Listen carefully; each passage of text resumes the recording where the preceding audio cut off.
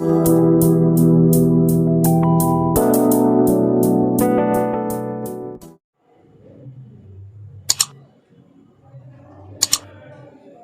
जयेश। हाँ सर। हाँ बेटा, है क्लियरिटी है?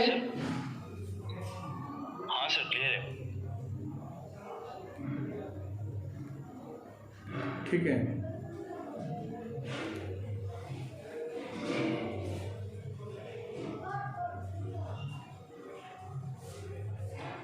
चलिए, कल हम लोगों ने 13.2 का क्वेश्चन नंबर 10 तक डिस्कस कर लिया था।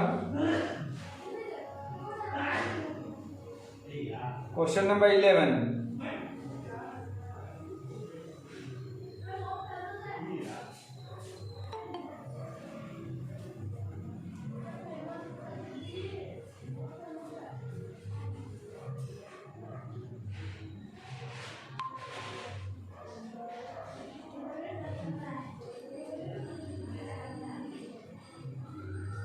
क्वेश्चन नंबर 11 देखिए बेटा।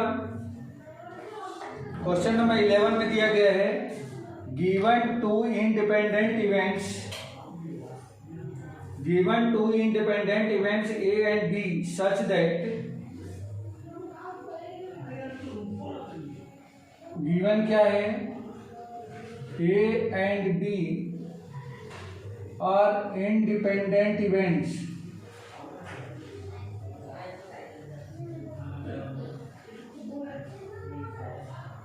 where P of A equal to 0.3 and P of B equal to 0.6, ये दिया गया है। फाइंड करना है बेटा। इसमें 4 क्वेश्चंस दिए गए हैं। फाइंड, मैं एक एक करके बताते जाता हूँ। फर्स्ट दिया गया है P of A and B, P of A and B। तो P of A and B का मतलब क्या होता है बेटा, जल्दी बता दो। A and B का मतलब होता है, since P of A and B equal to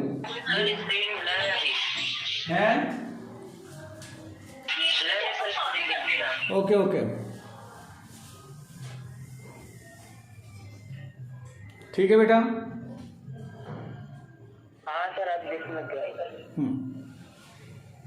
तो P of A and B का मतलब क्या होता है बेटा, P of A intersection B, यही होता है ना। P of A and B का मतलब होता है P of A intersection B। और अगर P A and B independent है तो इंटरसेक्शन का मतलब क्या हो गया, इंटरसेक्शन का मतलब हो जाएगा P ऑफ A इंटू में P ऑफ B, ये हो जाएगा, है ना बेटा। रीजन चाहो तो लिख सकते हो, since A and B are independent,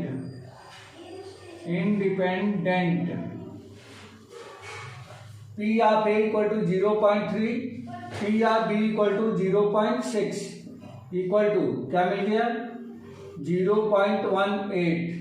ये हो जाएगा बेटा P of A and B। आया बेटा समझ में? जय समीर, ये समझ में आ गया? हाँ सर। ओके। अब दूसरा फाइंड करना है, P of A and not B।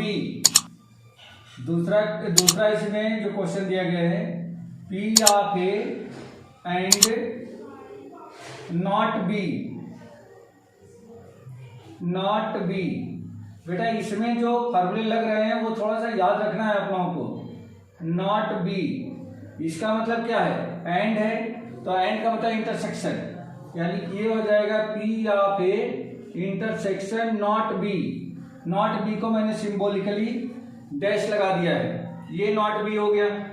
और इसका मतलब क्या होता है, इसका मतलब ये होता है P of A intersection not B का मतलब होता है P of A minus P of A intersection B, A intersection B। ये फार्मूला बन गया बेटा। ये फार्मूला आपको क्या रखना है, since P of A intersection B not equal to P of A minus P of A intersection B, इसका मतलब ये होता है।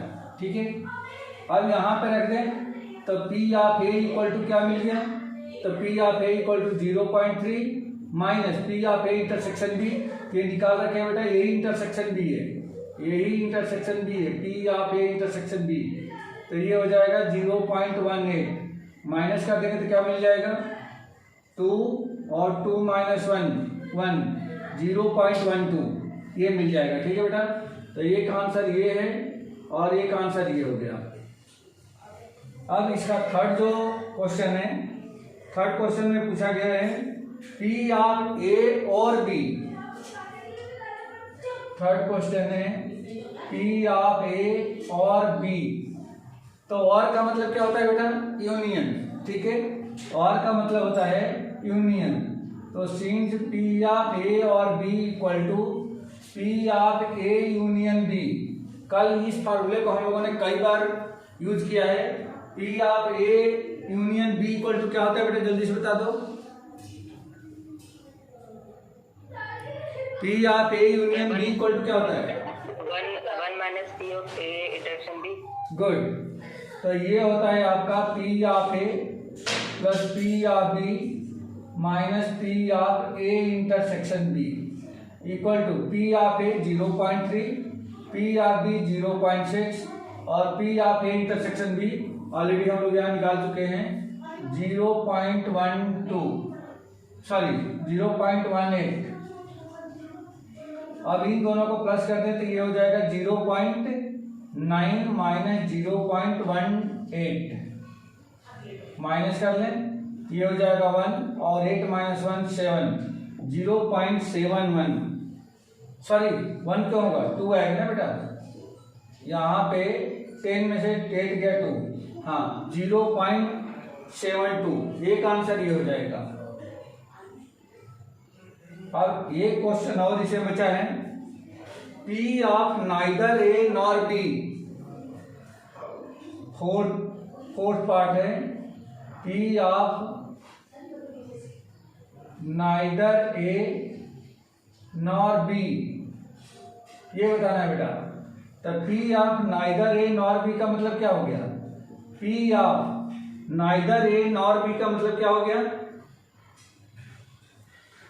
इंटरसेक्शन, बट दोनों का नाइदर चाहिए, तो P not A intersection not B, तो ये फार्मूला मैंने कल बताया था ना, P of not A intersection not B क्या होता है, तो इसको हम लिख सकते हैं P of A union B का होल डैश। ठीक है, P of A union B का होल डैश, या ये हो जाएगा 1 minus P of A union B. अब 1 minus P of A union B, तो देखो बेटा ये यूनियन अभी हमने निकाल रखा है, ये यूनियन ही है, P of A union B है, तो ये हो जाएगा 0.72। अब कुल मिला कितना हो गया बेटा 0 और यहाँ पे आ जाएगा 2, 0.28, ये आंसर है बेटा।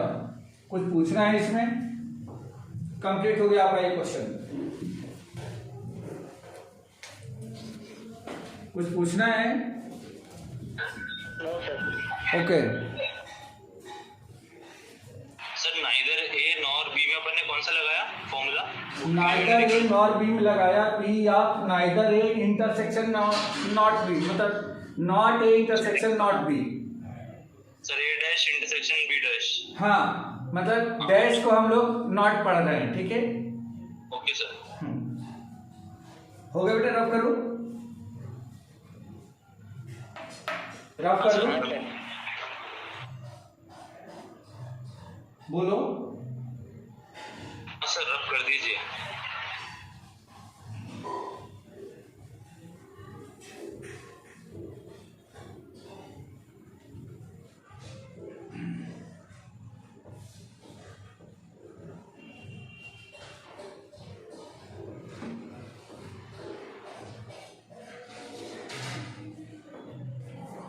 हाँ, क्वेश्चन नंबर 12 देखिए।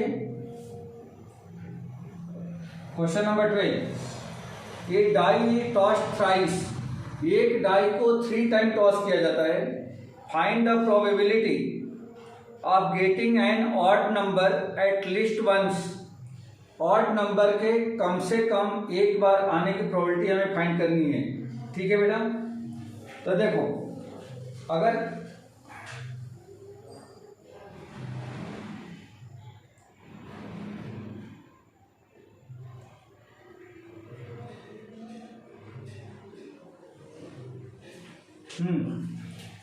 Probability of getting an odd number, मान लो कि एक डाइस को यदि थ्रो किया जाए, since sample space when a die thrown once, अगर एक बार थ्रो किया जाए तो इसकी टोटल सैंपल स्पेस क्या होता है बेटा, 1 2 3 4 5 एंड 6, मतलब ये होता है 6। ठीक है, अब इसमें से यदि ऑड नंबर निकाल दिया जाए तो probability of getting odd number, probability of getting odd number कितना हो जाएगा बेटा, जल्दी से बता दो। इसमें से ऑड नंबर आने की प्रोबेबिलिटी कितनी होगी, तो ऑड नंबर कितने निकल सकते हैं, या तो 1 या तो 3 या तो 5, यानी कि 3 निकलेंगे, तो कितना होगा बेटा 3/6। ठीक है, 3/6 निकला, मतलब ये हो जाएगा आपका 1/2। और दूसरा अगर इवन नंबर हम फाइंड करें तो भी कितना हो जाएगा, एंड हाँ probability of getting even number, तो इवन नंबर फाइंड करेंगे तो 2 4 6 आएगा, मतलब ये भी 3/6 यानी कि 1/2 आ गया। ठीक है बेटा, अब probability of getting N even number 3 time, अगर इवन नंबर के 3 टाइम प्रोबेबिलिटी फाइंड करें, मतलब कि जैसे मान लो कि एक डाइस को अगर हम 3 टाइम टॉस करते हैं तो ये हो जाएगा probability of getting even number when dice thrown thrice, dice thrown thrice, तो ये कितना हो जाएगा 1/2 पहली बार में, 1/2 दूसरी बार में, 1/2 तीसरी बार में, होगा कि नहीं होगा बेटा बोलो।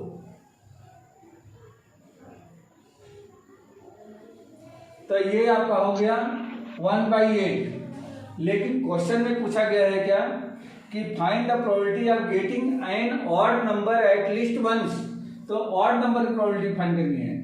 Therefore probability of getting an odd number at least, हाँ डाइस को 3 बार थ्रो किया तो 1/2 अपन ने 3 बार मल्टीप्लाई क्यों किया, 3 बार ऑड आएगा इससे। हाँ, क्योंकि पहली बार में जैसे डाइस को एक बार थ्रो किया तो ऑड नंबर आने की प्रोबेबिलिटी कितनी हुई 1/2, और दोबारा करेंगे तो फिर 1/2 आएगा। हाँ सर, दोबारा करेंगे 3 टाइम की अपन निकाल लेंगे। हाँ, और अब हमें फाइनली फाइंड करना है कि probability of getting an odd number at least once, at least once कम से कम एक बार, यही है क्वेश्चन, एट लीस्ट वंस। हाँ, तो कितना हो जाएगा बेटा, तो ये ऑड नंबर के, लेकिन ये हमने किसके लिए निकाला है, ये तो इवन नंबर के लिए निकाला है, यहाँ पे देखो इवन नंबर के लिए निकाला है, तो क्या करेंगे 1 - 1/8। ठीक है बेटा, 1 - 1/8 कौन से फार्मूले से, ये वाले, P of E plus P of not E equal to क्या होता है 1। तो अगर ये हमें पता है, अगर ये इवन नंबर है, ये ऑड नंबर है, तो ऑड नंबर की प्रोबेबिलिटी कितनी हो जाएगी 1 minus probability of even number, तो ये हो जाएगा आपका 8 - 1/8 इक्वल टू 7/8, यही इसका आंसर है बेटा। ठीक है सर, एक हमें डाउट है सर। हाँ बोलो सर, अपन ने जैसे इवन नंबर की फाइंड करी वैसे अपन ऑड की कर लेते 1/2 × 1/2 × 1/2, तो डायरेक्ट ही फाइंड हो जाती ना। नहीं, अगर यहाँ क्वेश्चन में क्वेश्चन है कि probability of getting N even number, समझना रहे एट लीस्ट 1, तो हम क्या करते हैं कि ऑड नंबर वाले को माइनस करते हैं, क्यों कर रहे हैं, दोनों की प्रोबेबिलिटी सेम है। एट लीस्ट 1 की बात कर रहा है बेटा, एट लीस्ट 1 की बात कर रहा है, maximum एक बार। 2 बार भी हो सकता है, 3 बार भी हो सकता है। एट लीस्ट 1 की बात कर रहा है ये, यहाँ देखो एट लीस्ट 1, मतलब सिर्फ 1 की बात नहीं कर रहा है। एट लीस्ट 1 का मतलब कम से कम 1, नहीं तो 2 बार भी हो सकता है, 3 बार भी हो सकता है। ठीक है, ओके सर, समझ में आ गया। ठीक बेटा, रब कर दो। हाँ सर, यहाँ पे अपन ने इवन नंबर की प्रोबेबिलिटी भी निकाली क्या? इवन नंबर की प्रोबेबिलिटी इसलिए निकाली कि हमें ऑड नंबर निकालना था, तो ऑड नंबर को हमने इवन नंबर में से क्या किया, सॉरी इवन नंबर को 1 में से माइनस कर दिया तो ऑड नंबर मिल गया। अच्छा सर, ठीक है। जैसे मान लो मैं ये बोलूं कि कल मुझे स्कूल जाने की प्रोबेबिलिटी क्या है, यदि मेरे स्कूल नहीं जाने की प्रोबेबिलिटी 1/2 है, अगर मेरे स्कूल नहीं जाने की प्रोबेबिलिटी 1/2 है तो कल मेरे स्कूल जाने की प्रोबेबिलिटी कितनी है, तो 1 - 1/2, ये फार्मूला। हाँ सर, हाँ सर, हाँ। ठीक है,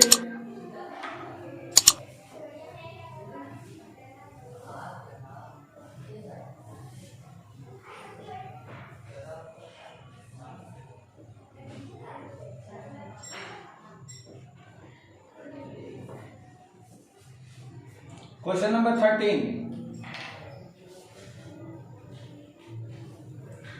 13 में दिया गया है 2 balls are drawn at random with replacement from a box containing 10 black and 8 red balls।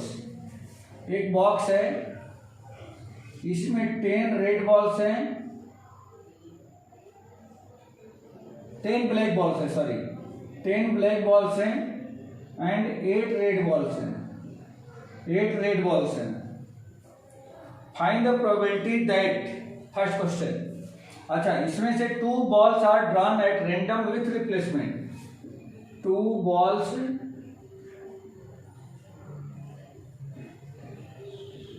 Drawn at random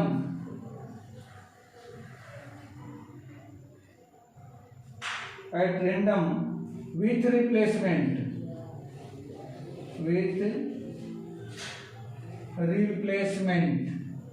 मतलब कि बॉल निकाला जाता है फिर उसको रख दिया जाता है। ठीक है, ये इंडिपेंडेंट होगा। ठीक, अब ये कह रहे हैं कि both balls are red, find करना है। पहला क्वेश्चन है बोथ बॉल्स आर रेड, इसकी प्रोबेबिलिटी फाइंड करनी है बेटा, फाइंड करना है, find both balls are red. ठीक है बेटा, तो इसका सॉल्यूशन देख लो पहले। सिंस टोटल बॉल कितना हो गया बेटा, कुछ जल्दी से बता दो। Total balls equal to 10 + 8 equal to कितना हो जाएगा, 18। Since probability of first ball is red, बोलो बेटा कितनी हो जाएगी, यानी कि P of R1 equal to कितना हो जाएगा sir, 8/18। 8/18, good, 8/18। Since it is replacement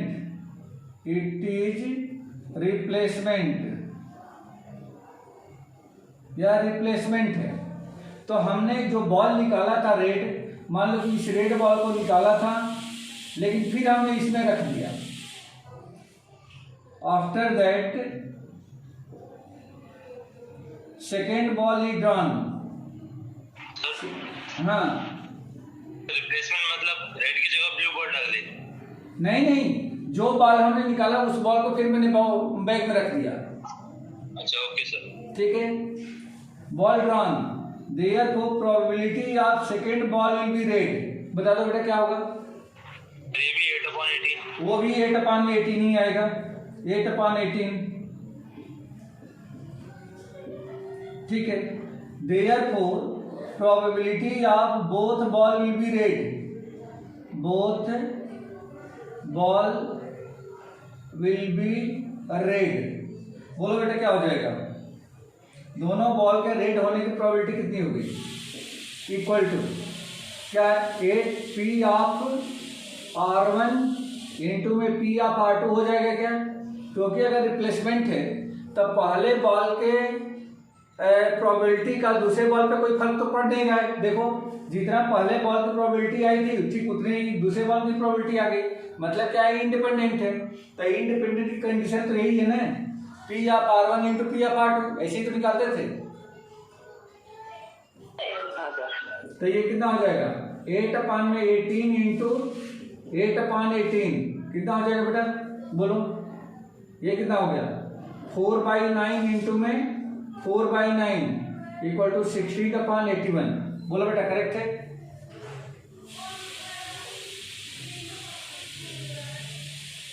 Jayesh, Sameer, ठीक है, समझ में आया।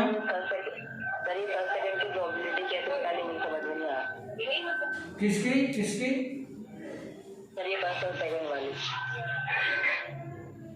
ये वाली R2। अच्छा बोथ बॉल्स आर रेड, भाई पहले भी बॉल क्या है, रेड है, दूसरी बॉल क्या है, रेड है, तो दोनों की प्रोबेबिलिटी का प्रोडक्ट कर दो। अपन ऐड कर देते तो क्या निकलता अपना, क्या करते हैं, तो दोनों को ऐड कर देते तो। ऐड नहीं करना है, ऐड नहीं करना है, इंटरसेक्शन में ऐड करते हैं क्या, इंडिपेंडेंट में ऐड करते हैं क्या, नहीं सर मल्टीप्लाई करते हैं, मल्टीप्लाई करते हैं, मल्टीप्लाई करते हैं। तो सर अपन ने निकाला कैसे कि अच्छा इंडिपेंडेंट क्योंकि रिप्लेसमेंट हुआ तो इसलिए इंडिपेंडेंट है। हमेशा जब भी रिप्लेसमेंट होगा तो इंडिपेंडेंट होगा। रीजन क्या है कि भाई जो बॉल निकाला फिर उसमें रख दिया, तो बॉल्स की संख्या कोई कम हुई क्या, नहीं सर, रेड की, ब्लैक की या टोटल की, तो वो तो सेम ही रह गया ना। हाँ सर।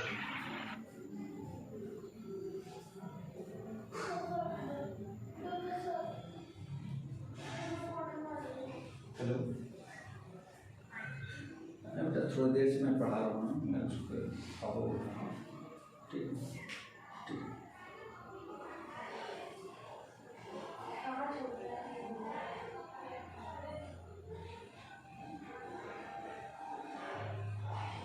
हाँ बेटा, इसमें जो दूसरा क्वेश्चन है वो दे रखा है probability of getting first ball black.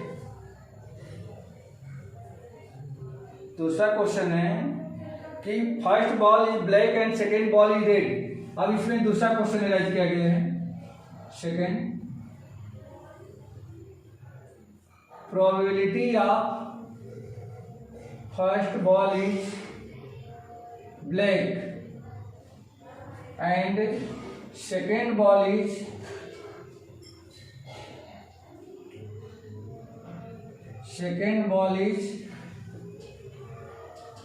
Red.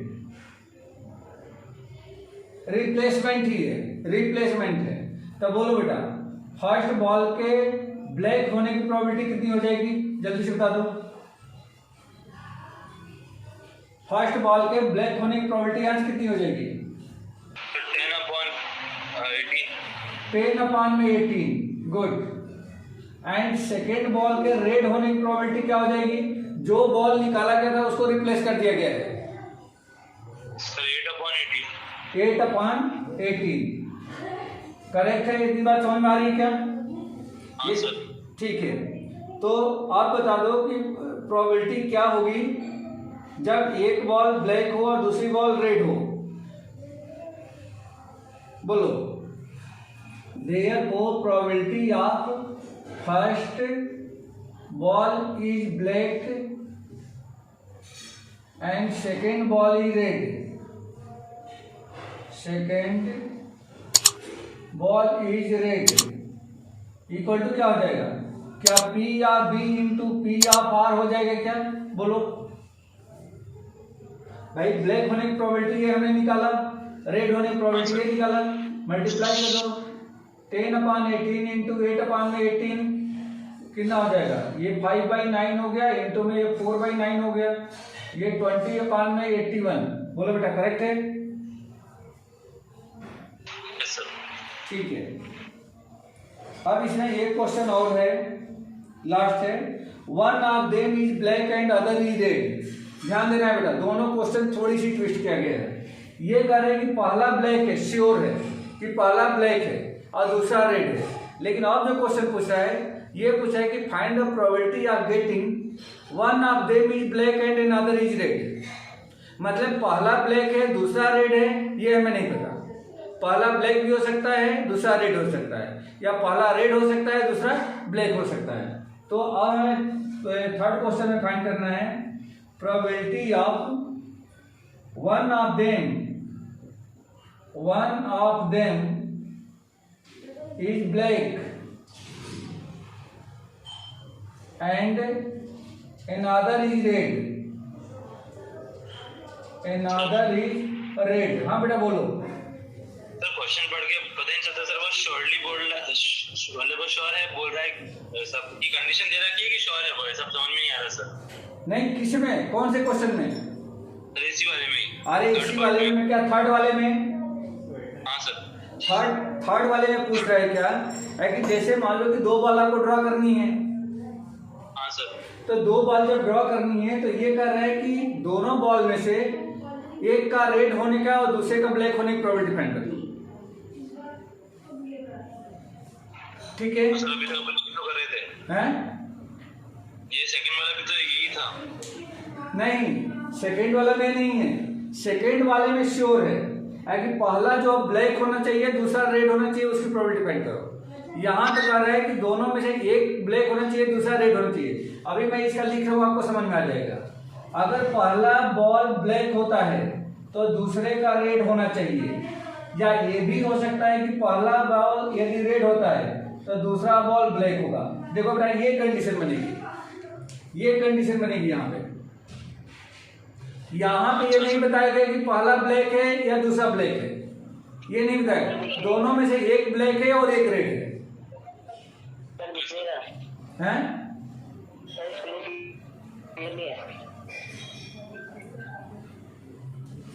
क्या बोल रहे हो समीर? अब दिख रहा है? अभी भी नहीं दिख रहा है? सर मेरे यहाँ तो ठीक है।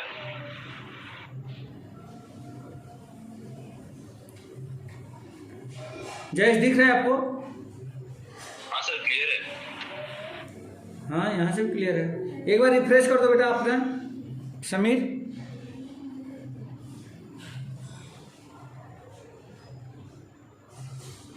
अभी समझ में आ गए जयेश? समझ में आ गए कि? हाँ सर, पर ये समझ में अपन ने प्लस क्यों किया? अरे प्लस ये कुछ भी हो सकता है ना। एक मिनट, दो इवेंट बन सकते हैं ना, दो इवेंट बन रहे हैं यहाँ पे। जैसे मान लो कि हमने हाथ डाला बिना देखे, हाथ डाला, उसमें से एक बॉल निकाला, पॉली ब्लैक आ गई, दोबारा हमने निकाला रेड निकल गई।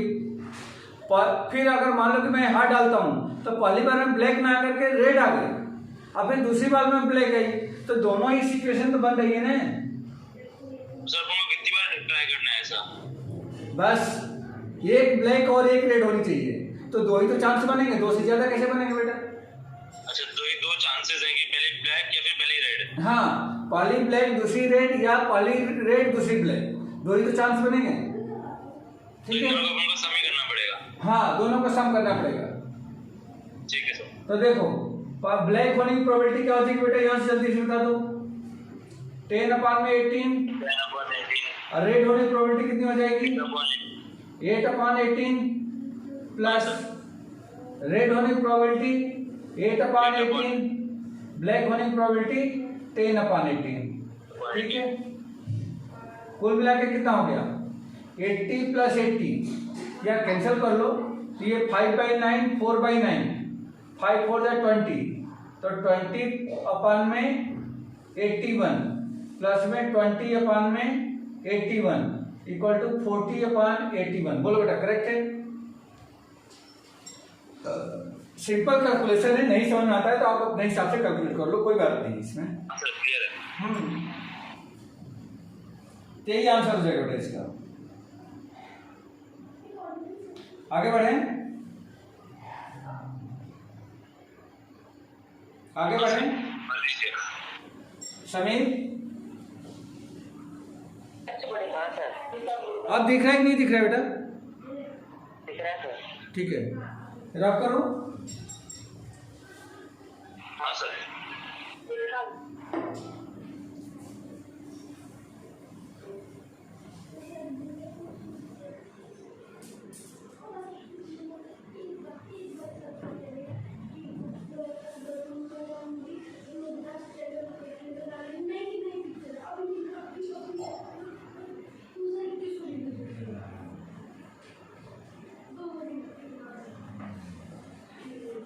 Question number 14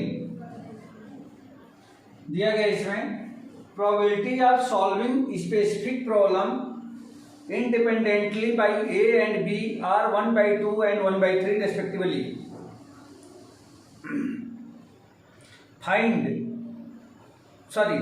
If both try to solve the problem independently, find the probability that the problem is solved.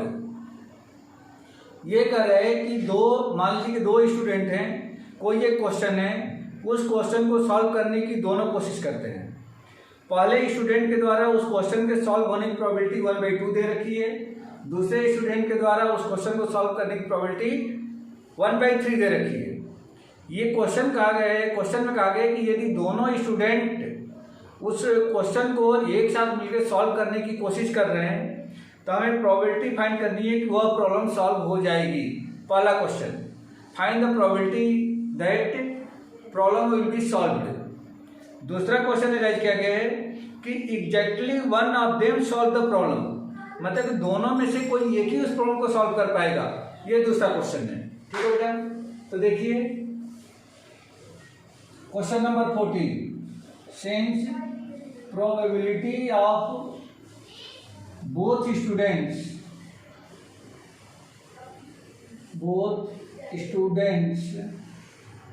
A and B are probability of both students A and B have solved independently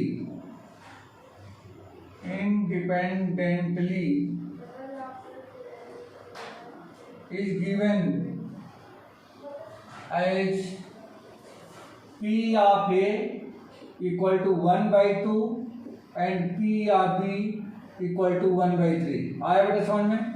मतलब एक problem है, A और B दो students हैं, अगर A solve करता है तो A के सॉल्व करने की प्रोबेबिलिटी 1/2 है और B के सॉल्व करने की प्रोबेबिलिटी 1/3 है। Since both try to solve this problem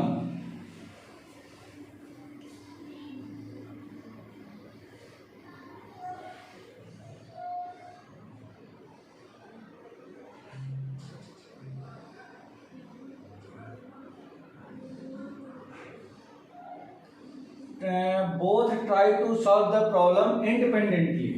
Both try to solve this problem independently.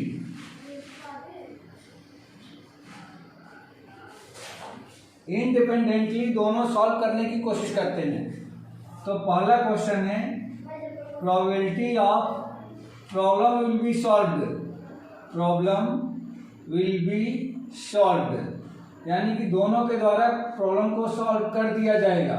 इसका मतलब क्या है बेटा, इंडिपेंडेंट है तो इंडिपेंडेंट के लिए क्या हो जाएगा बोलो, P ऑफ A इंटू में P ऑफ B। बोलो बेटा समीर जयेश, ठीक है रख दो वैल्यू। तो P ऑफ A की वैल्यू 1/2 और P ऑफ B की वैल्यू 1/3 इक्वल टू कितना हो गया 1/6। ये फर्स्ट का आंसर हो गया बेटा, ठीक है। Okay sir. और सेकंड क्वेश्चन में पूछा है, हाँ सेकंड क्वेश्चन क्या बेटा, ब्लर हो रहा है सर, ब्लर। अब क्लियर हो गया सर, अब क्लियर हो गया।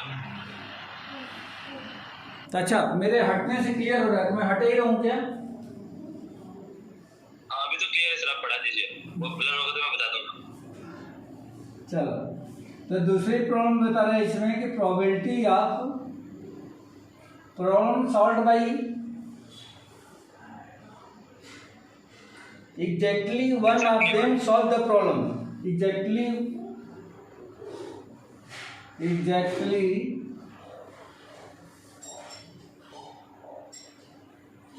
one of them solve the problem, one of them solve the problem।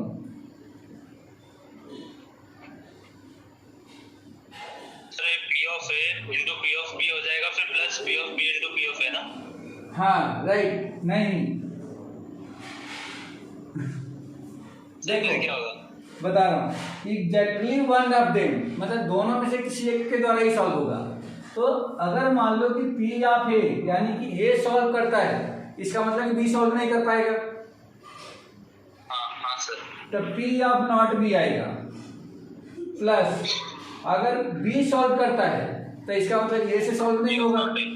तो ये हो जाएगा P of not A into में P of B. Not A का मतलब क्या है, ये जो है सॉल्व नहीं कर सकता, नॉट बी का मतलब कि बी सॉल्व नहीं कर सकता। तो जब एक सॉल्व करेगा तो दूसरा सॉल्व नहीं करेगा, जब दूसरा सॉल्व करेगा तो पहला सॉल्व नहीं करेगा। समझ आ रहा है क्या? हाँ सर। अब हमारे पास तो पी ऑफ ए और पी ऑफ बी है, तो पी ऑफ नॉट बी को क्या हम लोग P of A into 1 minus P of B लिख सकते हैं क्या? बोलो जल्दी से। ये नॉट को मैं डैश लगा देता हूँ, नॉट को डैश लगाता हूँ, ठीक है बेटा। प्लस वो इसका पी ऑफ नॉट ए का क्या हो जाएगा, 1 minus P of A, 1 minus P of A into में पी ऑफ बी। बोलो बेटा ठीक है क्या ये?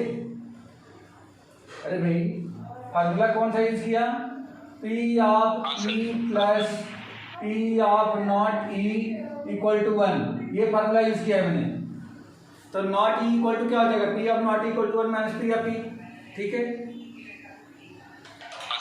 रख दो इसे वैल्यू, पी ऑफ ए कितना है 1/2 into 1 minus 1/3 plus 1 minus 1/2 into में 1/3।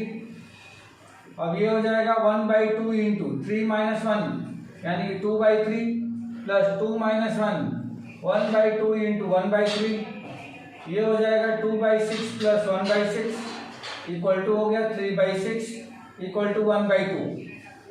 आया बेटा समझ में? यही आंसर है। Okay sir. ऐसे तो समझ में आया, जब करके देखेंगे ना तब सर होता नहीं आंसर। सर आप समझाते हैं समझ में आया था, पर जब करके देते ना सर तो होता ही नहीं है। हाँ ये बात सही है।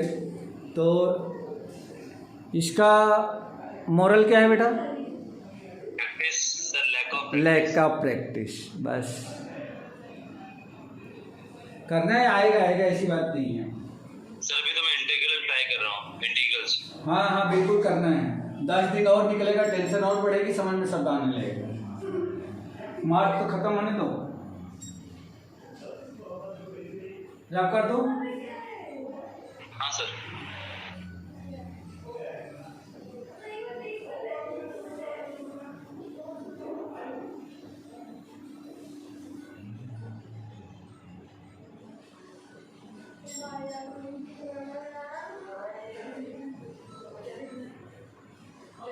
Question number 15।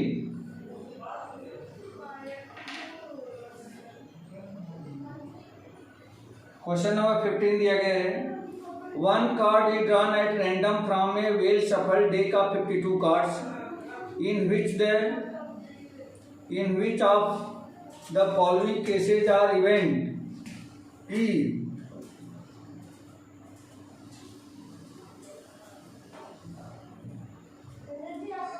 One card is drawn at random from well shuffled of deck of 52 cards. In which of the following cases are the events E and F are independent? तो इसमें कंडीशंस दे रखी है, 52 कार्ड पूरी तरह से मिली हुई है, उसमें से 2 केस बनाए जाते हैं ई और एफ। तो पहला केस है in one card is drawn, one card को निकाला जाता है, one card is drawn at random from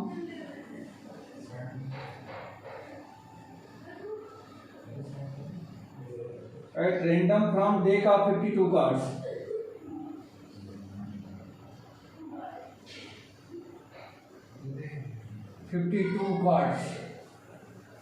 अब इसमें से इक्वेशन दी गई है, कंडीशन दी गई है। फर्स्ट ई क्या है बेटा? तो ई है द कार्ड इज स्पेड, ये कार्ड इज स्पेड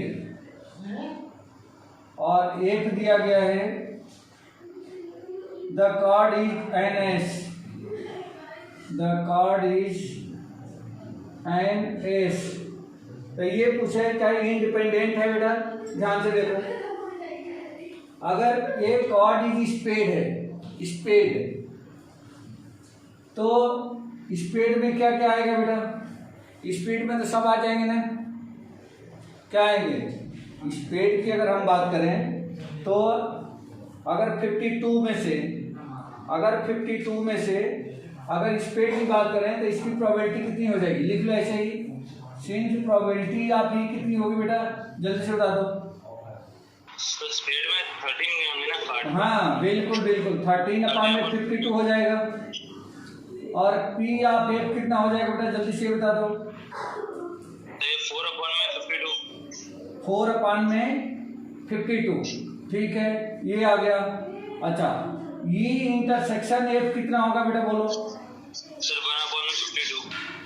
ये इंटरसेक्शन एफ स्पेड का एस, स्पेड का एस, तो अगर मैं ये बोलूँ तो 1/52 हो जाएगा।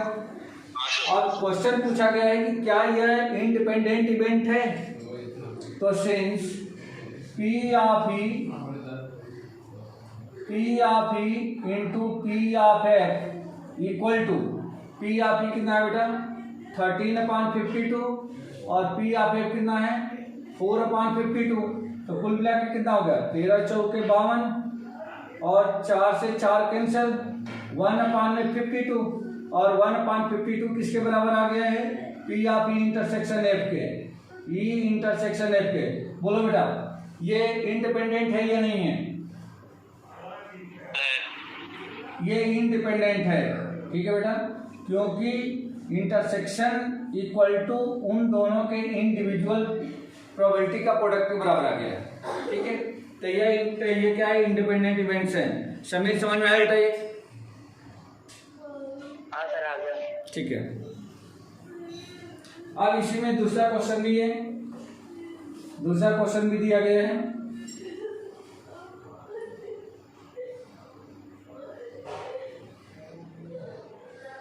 Second, E the card drawn is black,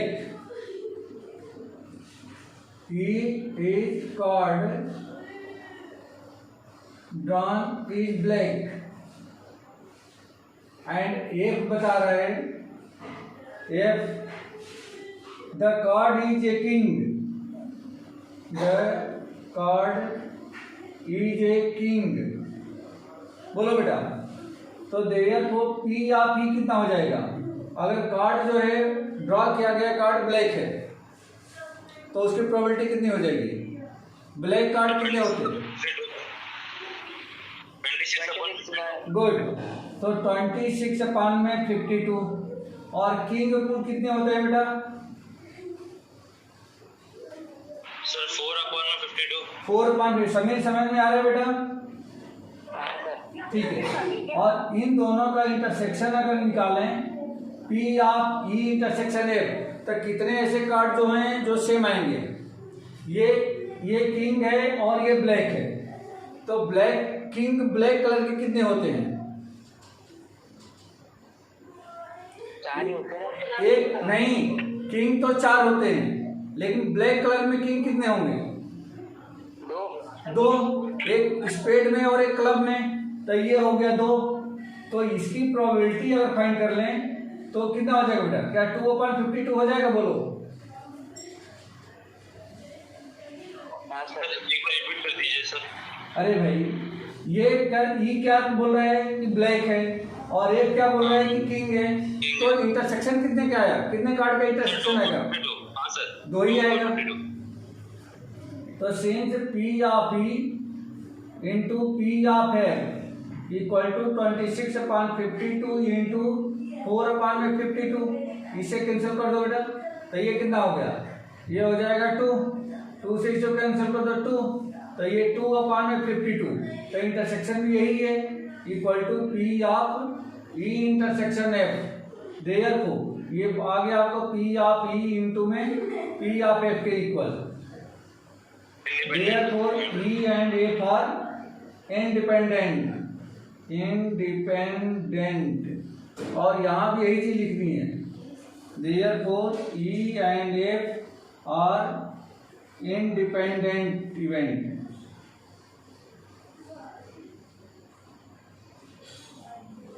अब एक क्वेश्चन और है इसमें, either card drawn is a king और क्वीन। थर्ड है ई इज ड्रॉन कार्ड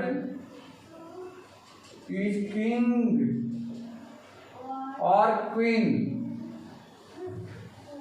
और दूसरा बोल रहा है कि the card drawn is a queen और जैक। द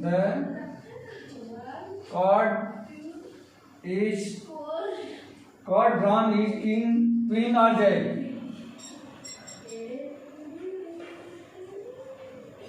क्वीन और जैक। तो बोलो बेटा इसका इंटरसेक्शन कितने का हो जाएगा?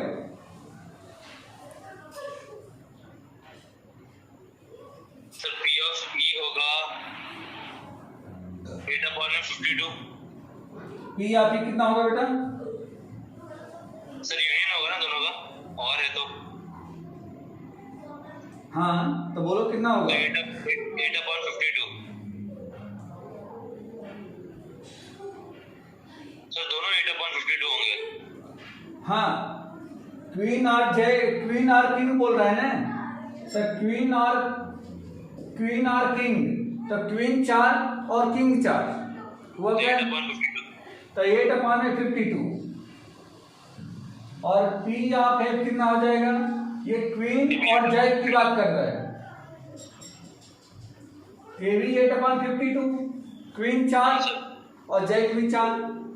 अब इनका इंटरसेक्शन की बात कर लें तो इन दोनों में इंटरसेक्शन क्या मिलेगा बेटा? देखो यहाँ पे क्वीन वाला पूरा क्या मिल रहा है? क्वीन, और यहाँ पे क्वीन, तो 4/52 हो जाएगा। हाँ sir.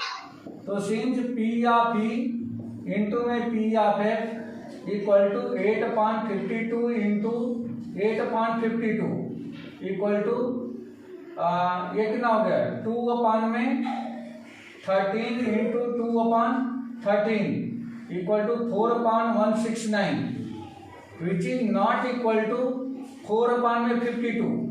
Therefore P of E into P of F not equal to P of E intersection F. Therefore E and F dependent. हाँ डिपेंडेंट हो गए। E and F are not independent, मतलब ये डिपेंडेंट हो गए। ठीक है बेटा, सॉरी ये नॉट इक्वल टू है ना, not equal to.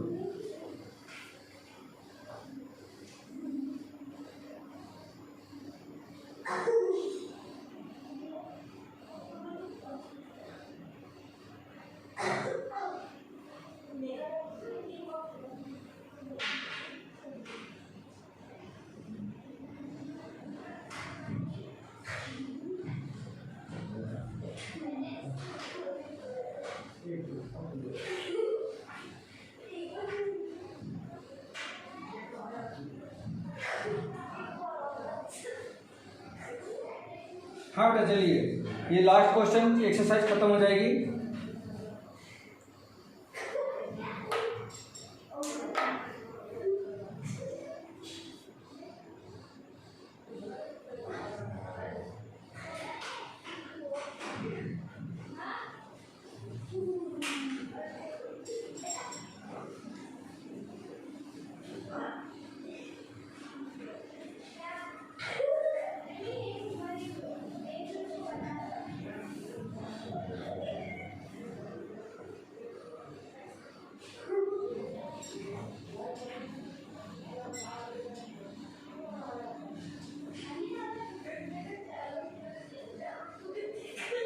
Question number 16,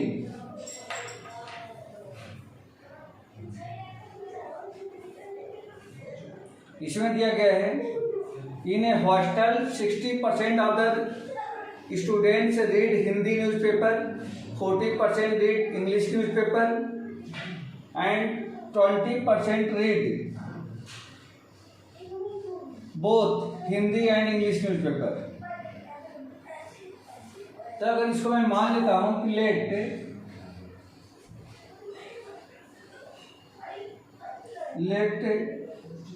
H denotes the student, H denotes the students who read Hindi newspaper,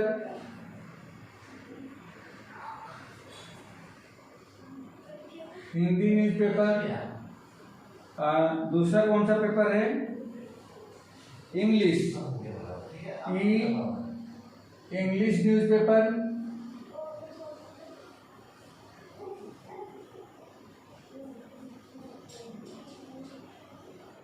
and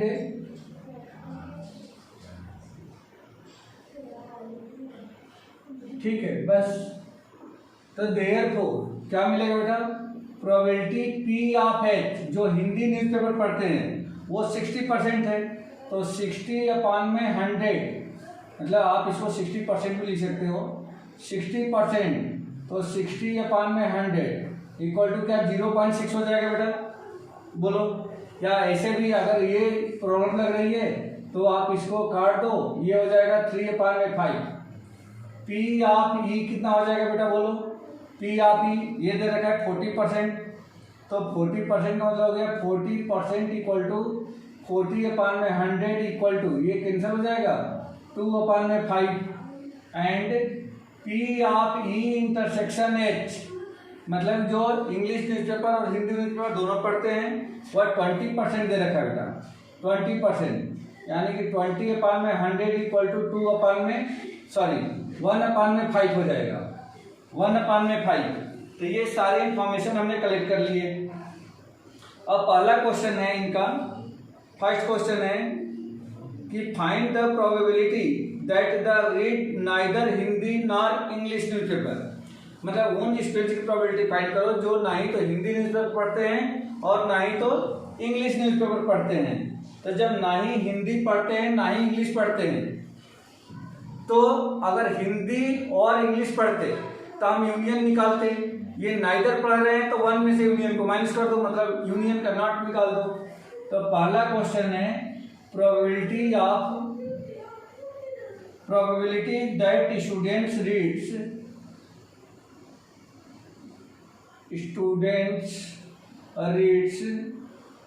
neither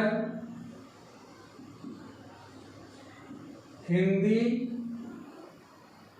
nor English newspaper equal to, इसको हम लोग क्या लिखेंगे? P of H union E का dash. तो ये क्या मिल जाएगा? P ऑफ डैश लिखे हैं तो इसको हो जाएगा 1 - P of H intersection E।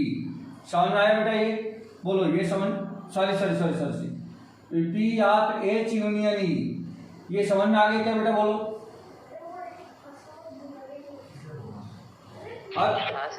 अब इसको क्या लिख सकते हैं? 1 - P of H union E के फॉर्मूले लगा दो तो क्या होता है? P of H plus P of E minus P of H intersection E, ये हो जाएगा क्योंकि ये सारी इंफॉर्मेशन यहाँ पे है। तो ये हो जाएगा 1 - P ऑफ H कितना है? 3/5 प्लस P ऑफ E कितना है? 2/5 minus P of E intersection F कितना है? तो 1/5 इक्वल टू 1 - 3 2 5 में से 1 निकल गया 4/5। अब यहाँ पे एलसीएम ले लें तो 5 - 4 यानी कि ये हो जाएगा 1/5। ये एक आंसर हो गया बेटा इसका। जयेश आया बेटा समझ में? समीर? हाँ सर आया। दूसरा क्वेश्चन ये पूछा है इसमें, if she read Hindi newspaper find the probability that she reads English newspaper. अगर हिंदी पढ़ता है तो इंग्लिश भी पढ़ता है, इसकी प्रोबेबिलिटी फाइंड करनी है बेटा। हिंदी पढ़ता है तो इंग्लिश भी पढ़ता है, तो देखो बेटा ध्यान से कंडीशनल प्रोबेबिलिटी में आ जाओ। हिंदी पढ़ता है तो इंग्लिश पढ़ने की प्रोबेबिलिटी फाइंड करनी है, तो क्या इसको हम लोग E/H लिख सकते हैं क्या? बोलो बेटा। हिंदी पढ़ता है तो इंग्लिश पढ़ने की प्रोबेबिलिटी फाइंड कर लो। समीर, जयेश, तो ये हो जाएगा P of E intersection H अपान में P of H। P of E intersection H कितना है 1/5 और P ऑफ H कितना है 3/5।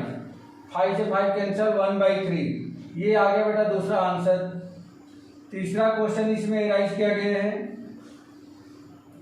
कि probability that randomly chosen students reads Hindi newspaper if she reads English newspaper is given by P of H stroke E। ये बताना है बेटा। तो P of H stroke E मतलब इंग्लिश पढ़ता है तो हिंदी पढ़ने की प्रोबेबिलिटी फाइंड करनी है, यानी कि P of H stroke E find करना है। तो क्या हो जाएगा P of H intersection E अपान में P ऑफ E, ये मिलेगा। तो P of H intersection E already हमारे पास है 1/5। P ऑफ E दे रखा है कितना 2 अपान में 5। 5 से 5 कैंसिल 1/2। ठीक है बेटा। तो ये क्वेश्चन सॉल्व हो गए बेटा। क्वेश्चन नंबर 16 इंपॉर्टेंट क्वेश्चन है, आप लोग इसको ठीक से देख लेना। तो इस तरह से बेटा बाकी के 2 क्वेश्चन हैं, लेकिन वो क्वेश्चन ऑब्जेक्टिव टाइप से हैं, तो आप लोग खुद ट्राई कर लेना। और ये एक्सरसाइज डन हो गई। ठीक है बेटा। हाँ बोलिए। इसका फर्स्ट जो पार्ट है ना वो एक बार फिर से बता दो सर। अरे फर्स्ट पार्ट में ये पूछ रहा है कि उन स्टूडेंट की प्रोबेबिलिटी फाइंड करो जो ना ही तो इंग्लिश न्यूज़पेपर पढ़ते हैं ना ही तो हिंदी पढ़ते हैं। क्या लिखा है probability that students read neither Hindi nor English newspaper, मतलब दोनों में से कोई नहीं पढ़ते हैं।